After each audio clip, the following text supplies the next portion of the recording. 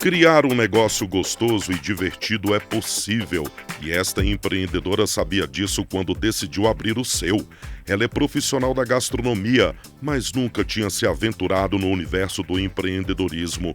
Investiu em conhecimento e usou a cozinha de casa para desenvolver receitas originais de donuts. Criou uma marca e, em pouco tempo, já estava vendendo as delícias pela internet. A loja física veio em seguida e hoje a Monkey Donuts é um local frequentado por quem aprecia sabores especiais. Meu nome é Gabriele, eu tenho 27 anos, nasci no Rio de Janeiro, vim para Brasília muito nova, então quase brasiliense, e sou formada em gastronomia, atualmente sou empresária com a Monkey Donuts e amo o que eu faço, adoro empreender, mesmo sendo uma loucura. Era formada já em gastronomia, não tinha pretensão de abrir um negócio, não por enquanto. Eu sempre quis ter um café, sempre quis ter alguma coisa, mas não achava que seria logo. E aí, no período de pandemia, na verdade um pouco antes, eu ia embarcar, trabalhar como cozinheira em navio. E eu estava super empolgada em viajar o mundo e conhecer outras culturas e conhecer outras gastronomias também, né, de uma forma mais prática. Mas começou toda a questão do Covid, todas as rotas foram paralisadas e aí foi um momento que eu tive que começar a pensar no que fazer agora, né? Por um período que eu morei em Florianópolis, eu lembro de conhecer uma loja muito boa de donuts lá e eu não tinha muito contato com donuts antes disso.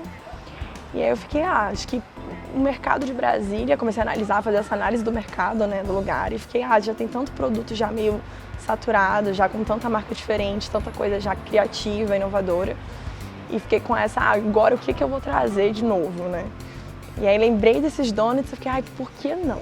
Né? Vou começar a testar, comecei a testar, e comecei a vender, falei, vou começar a vender para os amigos, fiz uma rede social, montei a cara da marca, comecei a formular tudo, comecei a vender na minha casa e começou a dar super certo, eu nem esperava que fosse dar certo.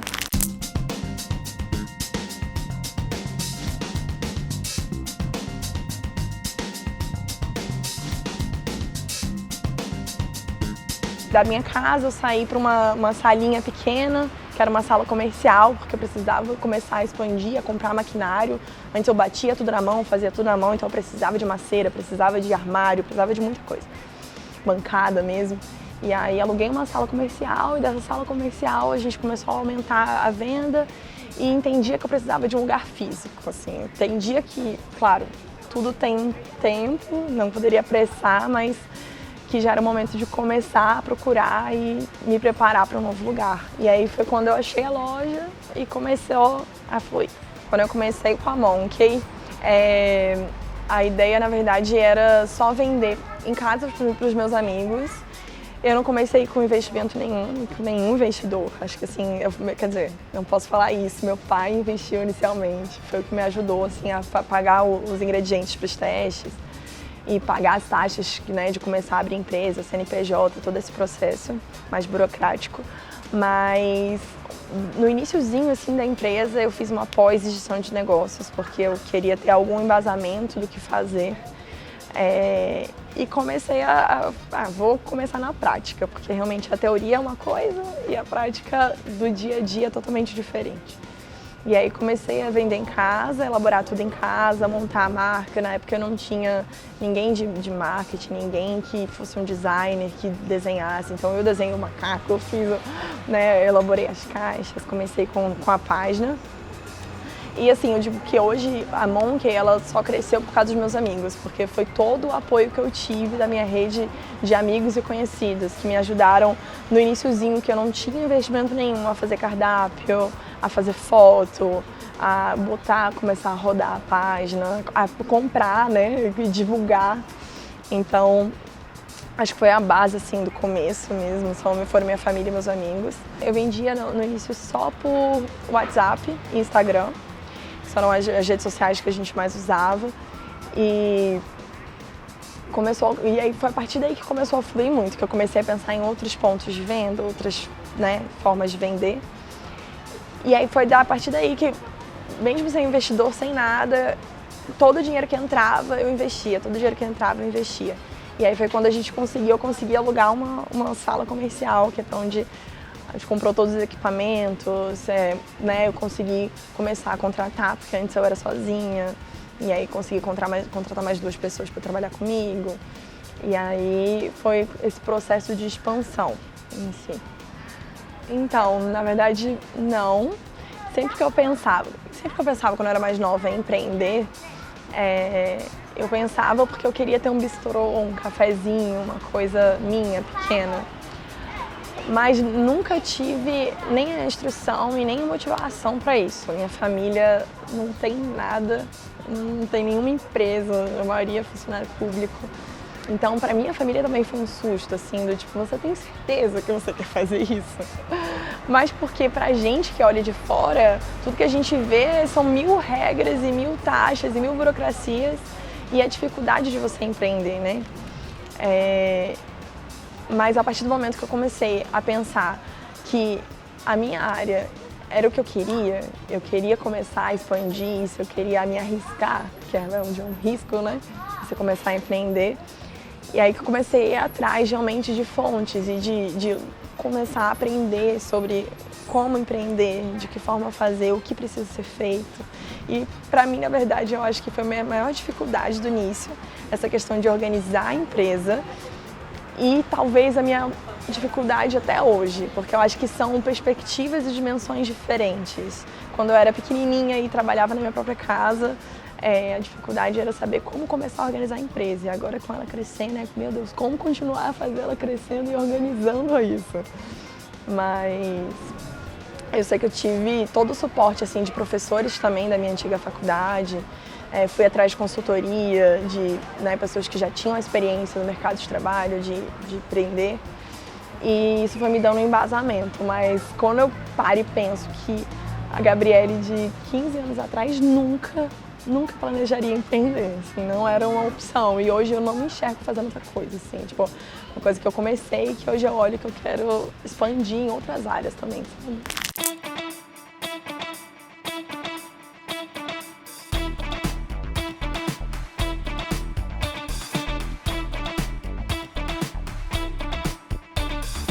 Então, eu acho que começar a empreender mesmo na prática, para mim, foi uma mudança totalmente influenciada pelo período da pandemia. Antes mesmo do cruzeiro, de pensar em viajar, eu sempre trabalhei em outros restaurantes, em confeitaria, em padaria, em restaurante mesmo. E sempre olhava e achava uma loucura. Assim, eu ficava, meu Deus, como o dono disso aqui ou o gerente disso aqui faz para organizar tudo. Tipo, eu achava louco. E teve uma época que eu trabalhei também gerenciando uma confeitaria e pra mim era assim super estressante, eu ficava, meu Deus, que loucura. E aí veio a pandemia, eu comecei a enxergar que eu não teria mais como ficar esperando algum lugar me contratar, né? Porque na verdade pessoas estavam sendo demitidas, então se eu não fosse a pessoa a contratar, eu não seria contratada. E aí acho que isso me deu um pouco de coragem, assim, de tentar, sabe?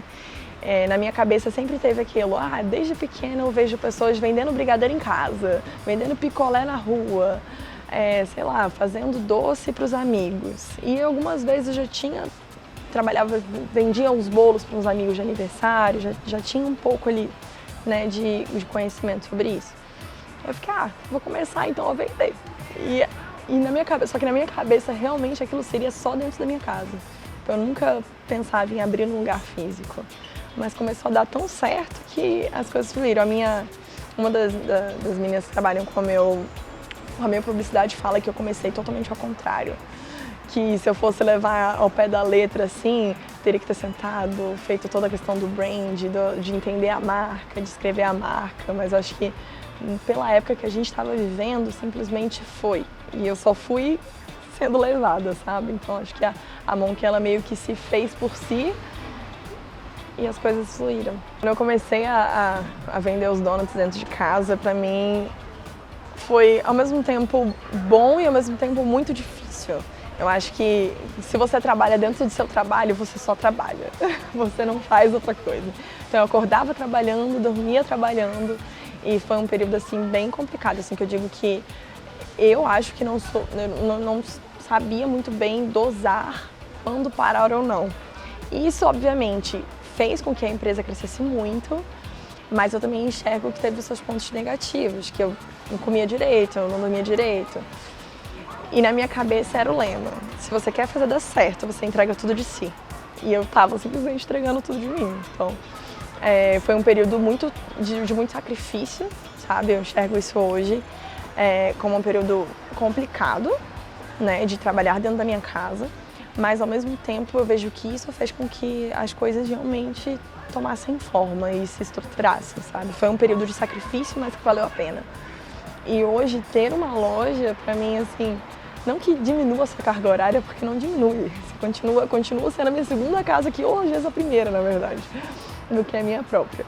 Mas eu acho que é um sentimento mais de gratidão e de entender que as coisas, elas deram certo, sabe? Ou estão dando certo, né?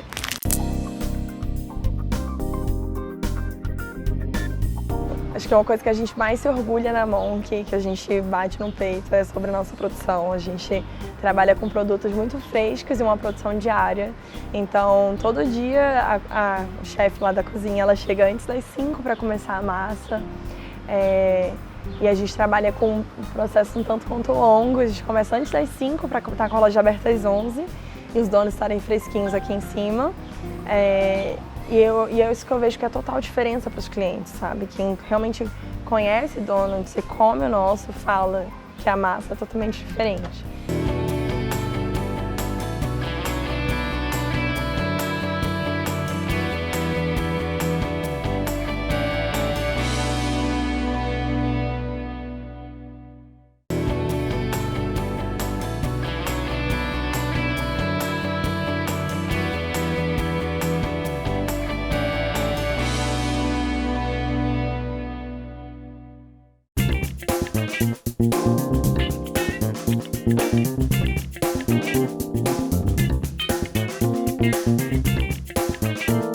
Então, quando eu comecei com o processo de criar o nome da Monki, eu sempre entendia que eu queria trazer algo único meu, algo único que trouxesse realmente a identidade da marca.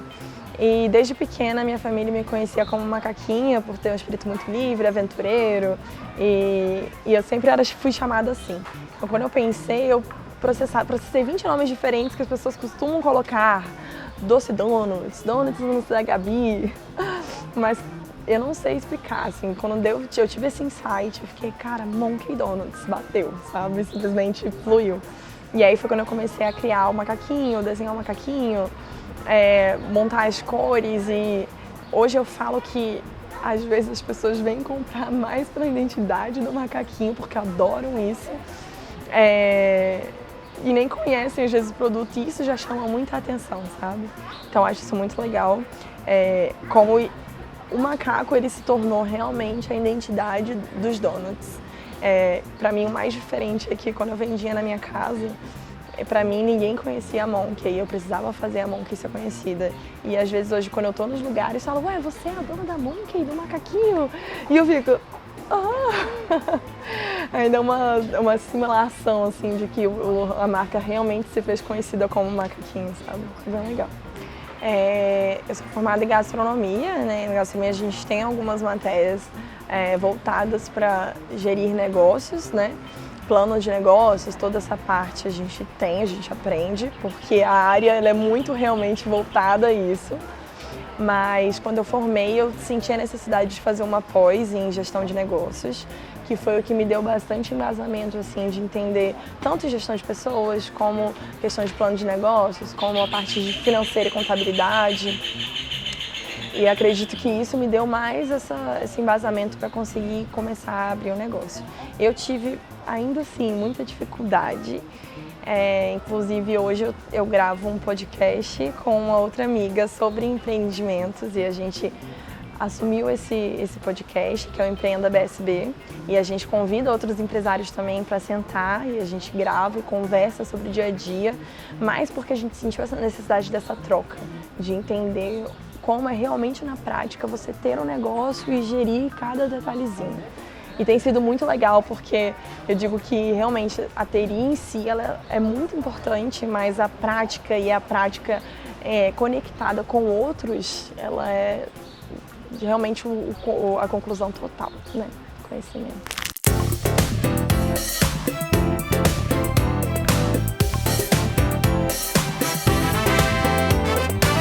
Hoje eu consegui delegar algumas funções, mas acaba que quando a empresa é sua parece que você não consegue tirar pelo menos um dedo de tudo. Então, atendo o cliente, faço a gestão, confeito também, só a parte da criação, parte de comunicação, contabilidade, um pouco de tudo, né? A gente que empreende faz um pouco de tudo.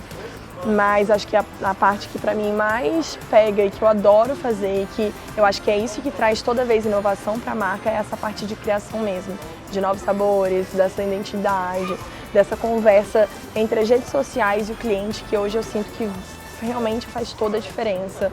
No início eu ficava muito tímida em colocar a minha cara para falar com o público, e hoje eu vejo como o público reconhece e entrega esse retorno quando eu também me coloco presente, sabe? Quando a gente muda essa visão de que a empresa ela é realmente humana e se coloca em vulnerabilidade para o outro, eu acho que isso traz essa sensação de comunidade, sabe? E não é só o produto, né? Eu sempre falei que não é só o produto que a gente vende a comunicação com o cliente, a gente vende essa identidade, a gente vende a empatia, sabe? Um pouquinho de tudo. Então, eu comecei com os donuts pensando em realmente vender só donuts, ser a parte bastante de confeitaria.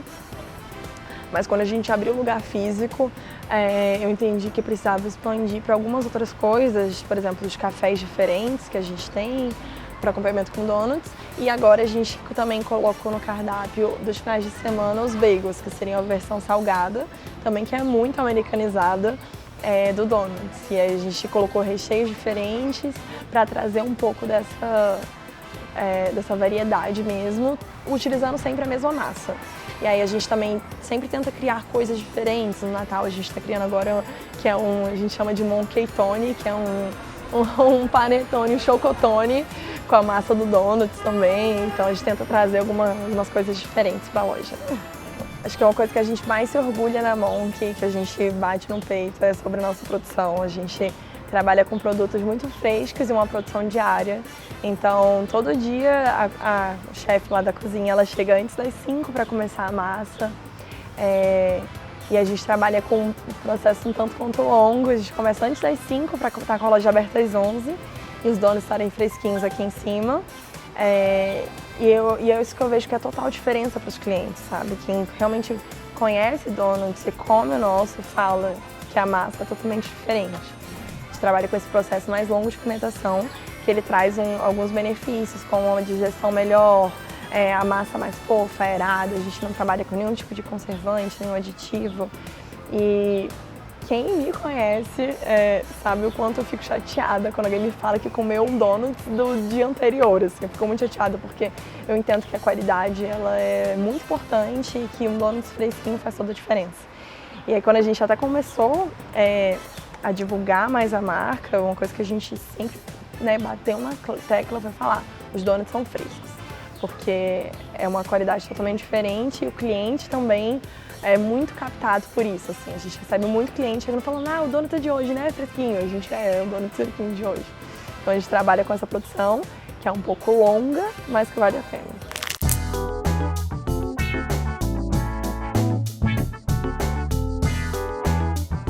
Então, eu comecei botando a mão na massa mesmo, ia toda segunda-feira para o atacado. Ainda vou, porque existem alguns produtos que eu vejo uma discrepância absurda de um fornecedor para um atacado, mas o que eu sempre tentei buscar desde o início foi um equilíbrio entre a qualidade do produto e realmente o preço de entrega.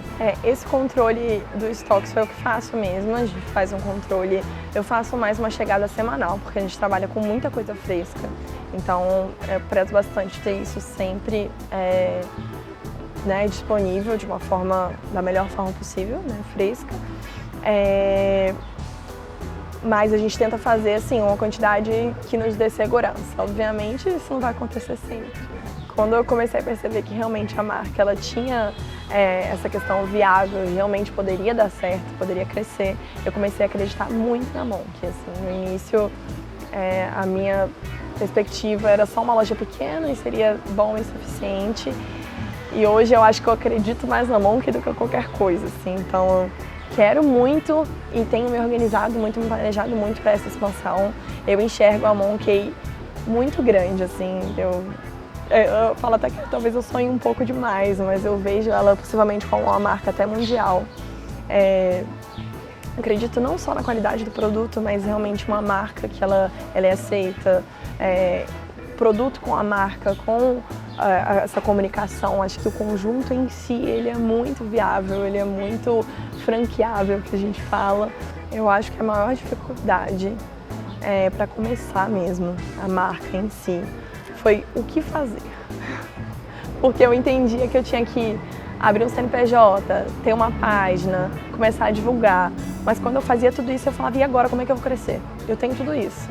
Mas como é que eu vou fazer com que as pessoas descubram o meu donut, saibam que ele é um donut bom, entendam a qualidade, venham atrás? Como eu vou fazer isso? Era uma coisa que eu acho que foi o que eu mais sofri, de como fazer a marca crescer, né? A gente começa, organiza tudo, né, do que a gente aprendeu em algum curso ou assistindo algo. E para mim foi o processo de criação.